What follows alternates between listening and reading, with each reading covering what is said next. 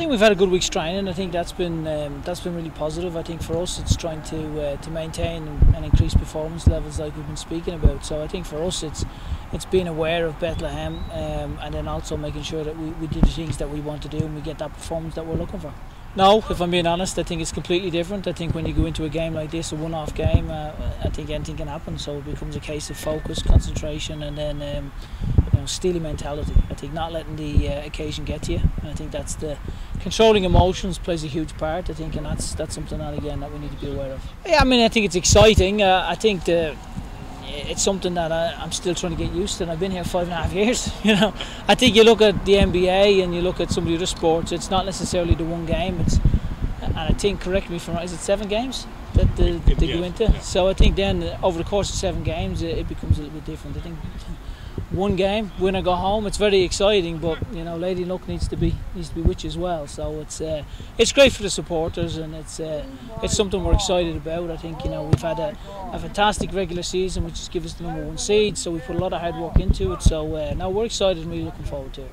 I think it's huge, and I would encourage all our supporters to come out. Literally, I think tonight's a night where we're really tomorrow's a night that we're going to need everybody. So I think we need to grab your neighbour, grab whoever it is that's standing beside you, and tell them that you want to take them to Slugger Field. So hopefully we'll be able to pack out the stadium and make it a really sort of hostile atmosphere for Bethlehem.